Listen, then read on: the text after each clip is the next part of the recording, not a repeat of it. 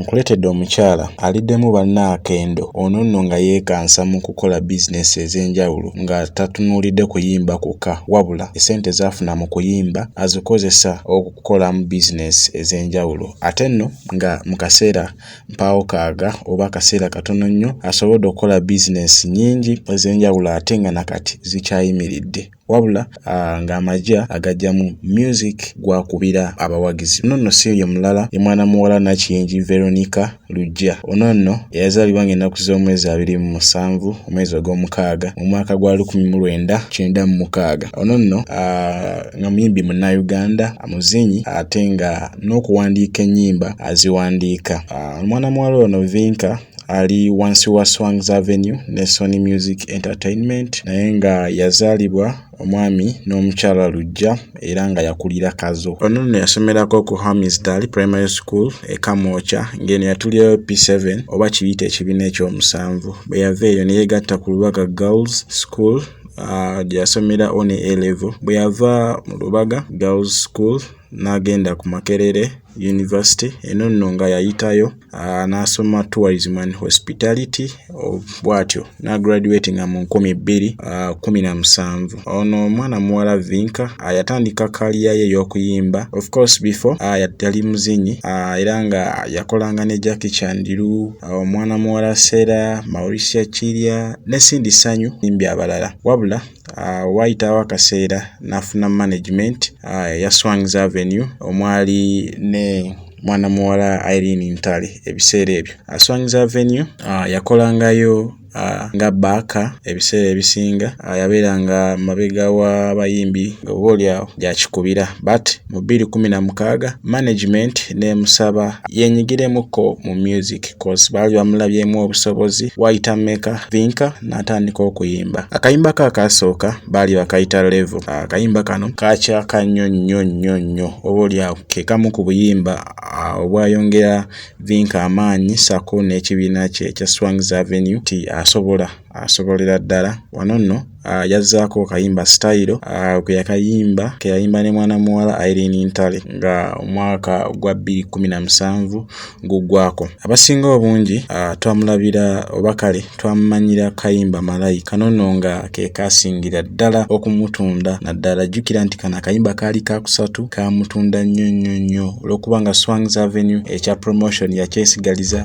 erina production mu audio mu video so ne promotion I think Swangs Avenue ekikuba mu ngeri enjawulo era of course kana kayimba ka mwana muwala Vinka Malayika kamutunda nnyo mu bantu ne kayongera okuleetera essuubi banannyini Swangs Avenue oba olyawo ne bamu okuva lwe yakuba akayimba ako aka Malayika taddanga mabega abadajja ate ennyimba ez'enjawulo geza chips na ketchup. Kayimba kano kakuba emyezi egyawererako ddala ne bakaddamu ne mwana mulenzi ketchup from Nigeria era nayo yali hit song. Nazako overdose nno nga ya featuringa ne Voltage Music, Love Panic, By the Way, omukwano guno, Sure, oluyimba lw'omwaka. Kwegamba Vinka has been very successful era nga ennyimba ezisinga I can consider them as hit songs because zikyakuba nakati.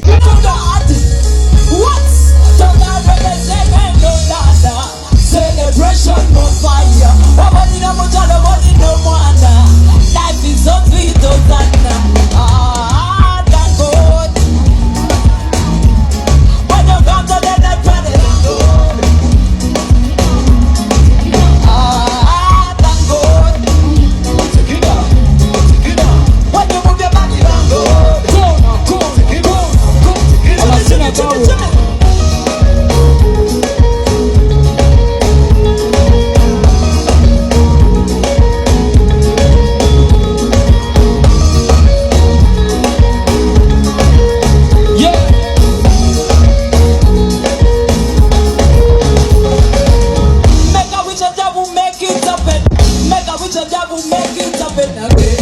Waliwo kye tutayinza kwerabira ku mwana muwala Nakiyingi Veronica. Olunaku lumu yali ku show nga performing e South Sudan. Waliwo omuwagizi we eyajja n'agezaako mukwata mu bitundu bye ebyekyama guess what, ndowooza ekyamutuukako wakiraba. Actually is one of the artists oba oli awo abali abatetaaga nnyo ndowooza kukwatira mibiri gyabwe. Ogezaako okulaba mwana muwala Winnie Nwaji yakigezaako ko okusamba omuwagizi nga gezaako mukwata mu bitundu bye ebyekyama. So ne Vinka yakola kintu kyekimu by the way. Yesaga yetayinza kwerabira ku mwana muwala ono Vinka. Bingi ebigambo ebyogerwa ku bayimbi naddala bano abakyala abali mu music industry ya Uganda nti abasinga si bazadde, tebaagala kuzaala. But it's different to Vinka. Vinka yazaala mwana muwala, yazaala omwana omuwala ng'ennaku z'omwezi 10 omwezi ogwa January mwaka gwa 2021 era nga bbaawe yewita Nelson. Ono nno nga businessman ate nga munnabyabufuzi kuva Isingiro district. So ekyenjawulo ekiriwo nti Vinka mufumbo, she's under a management that manages her music. Mwana muwala Vinka olunaku ndowooza actually it was this month we unveiling isomero lya daycare no yaliyita Veneva Little Kids. Nga bwe nagambye nti wekituuka mu kyakola business ez'enjawulo mwana muwala Vinka banne abasingira ddala 98 ku 10 olw'ensonga nti mwana muwala ono asobodde okukola daycare enono nga yagituma Veneva Little Kids. Mwana muwala Vinka y'omu ayina bondi y'emmotoka ng'enono yagiyita V Motors. V Motors enono nga atunda emmotoka ez'ebbeeyi nkiddamu. Eno V Motors eya mwana muwala Vinka atundirayo motoka za bbeeyi zokka. Actually nabadde ngezaako okunoonya ku page eyo eya V Motors ng'emmotoka actually zensangayo za Benz ziri mu 65 million, so 120, so which means that this is a very good investment for Vinka. Uyo ayiseewo akoze daycare y'abaana waka myezi 3 n'emyaka 3 okusobola okuyambako. Of course it's a side income nayo your business number yawe yimiridde olw'ensonga nti celeb, so many parents will be trusting her business balekeye abaana baabwe of which she'll be making money. Kyayogedde kyamusikiriza okukola daycare eno ti emyaka ng'ebiri emabega nga bwe nkugambye in 2021 Vinka yazaala omwana omuwala kale. 2021 Vinka yazaala omwana omuwala but ng'omuzadde yali ayina okuddayo n'arunninga business ze oba okuddayo okukola ku mulimu but nga tasobola agenda na mwana olw'ensonga nti emirimu gy'alimu gyetaagisa much attention ate nga yali yegasseeko empeekera by then. So what came into her mind was that abazadde abatuuka mu situation gye yalimu bakikola batya. So in mind she developed an idea of coming up with a daycare children's center in which kino yakikoleddeko myezi mibale oluvannyuma lw'okukirowoozaako era n'akiteeka mu nkola. Vinka agamba akaseera kano kamumenya nnyo olw'ensonga nti era alina okwasaganya bizinensi ze nga either alina otambula n'omwana oba okufuna omuntu gwamulekera of which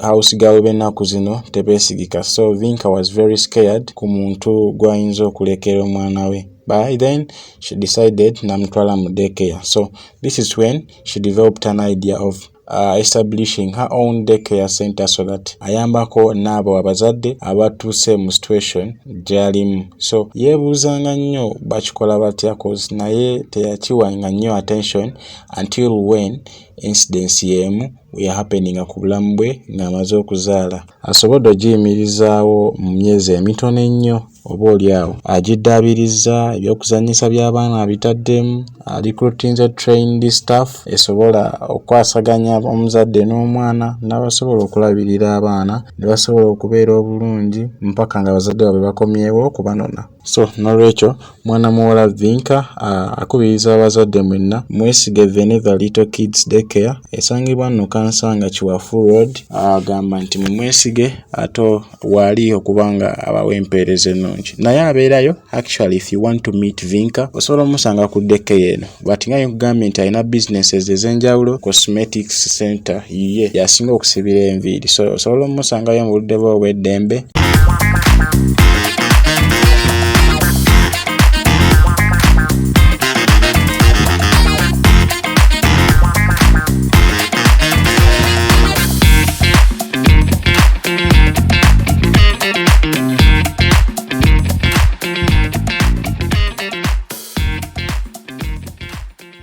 but due to the fact that ntiteke eno mwagala nnyo oba obolyawo alina ogiwa obudde because of the attention yalina okuteekako ku baana b'abazadde ababeera beesize Veneva Little Kids Center.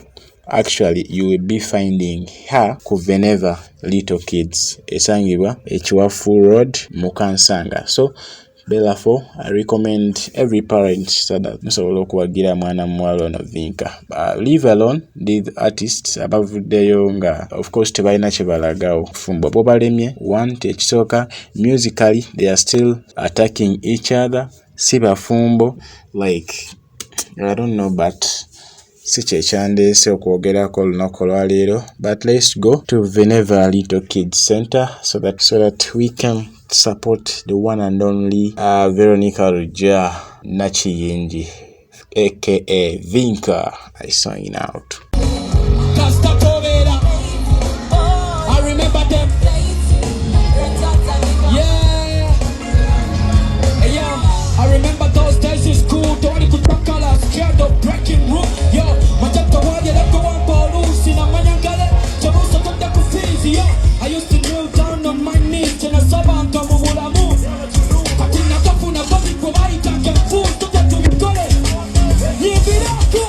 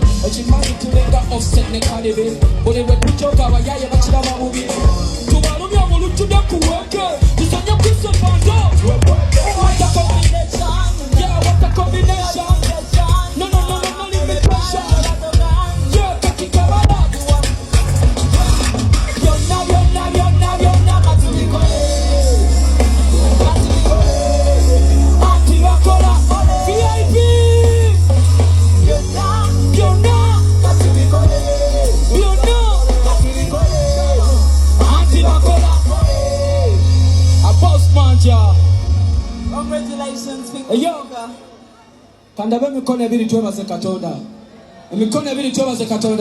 This is a great jam from Boss Manja Vinka. Sound it. Let's go.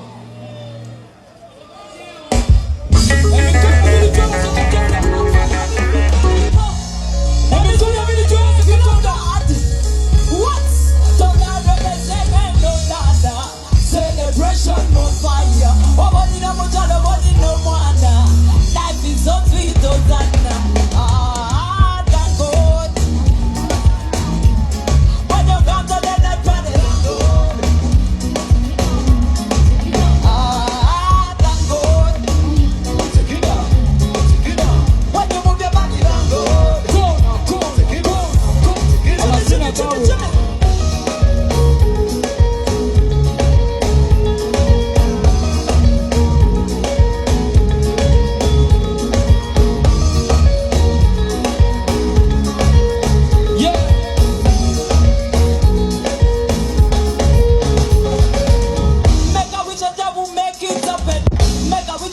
Make it happen again. Say what?